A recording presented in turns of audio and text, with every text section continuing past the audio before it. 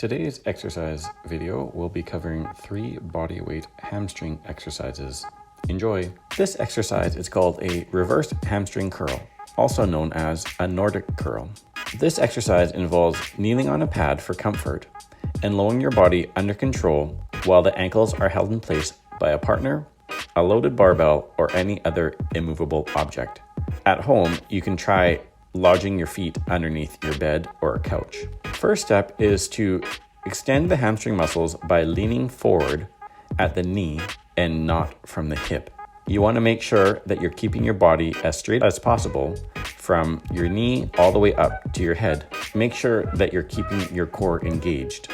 That will help protect your back and also provide a bracing technique to actually work the core muscles as well as a hamstring. If you notice your back starting to get sore or actually painful, that's a telltale sign to stop the exercise.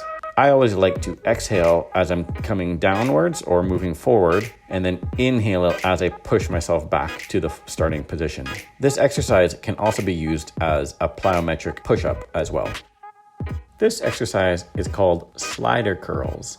It is a little bit more advanced, so have a look before you try it at home. If you feel they are difficult, I would skip this one and try the next. So for this, if you do not have the equipment set up that we do in the video, you could try this on a hardwood surface with a small towel underneath each foot. Or if you have a carpeted surface, find a couple plastic plates. Children's plates work quite well to allow less friction when you're sliding your feet. So to start, you'll want to put the plastic plates under your feet and assume the bridge position. That is, your shoulders are contacting the ground with your knees bent and your feet touching the floor. Next, you want to make sure that you're engaging through your core and bracing through your back. Otherwise, your back will take an extreme amount of load and could cause problems. Next, you'll want to slide your feet away from your body and extend the knees or straighten out the knees. Just be aware that you do not want to touch your buttocks to the floor. There should be a small space between the floor and your buttocks.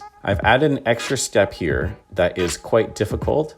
So if you're already struggling with that first phase, I would avoid the second phase. The second phase is a hip abduction or a snow angel movement. The great thing about it is it will work both the hips or the glutes as well as your hamstrings and the core. Just remember that your buttocks should not be touching the ground at any point through that movement. Again, if your back is getting sore while doing this exercise, that's a sign for you to stop and move on, and might want to work on some exercises prior to trying this more difficult version. This exercise is called hamstring walk-outs. These would be the easiest exercise of the 3 shown in this video. Start off in a bridge position, as we've spoken about before. And what you want to do is, again, making sure your core is engaged and you're bracing through your back. Slowly take small steps forwards or away from your body until you're in that extended position with your buttocks off the ground. Typically, I like to take about 4 steps and then pause while I'm in the extended position.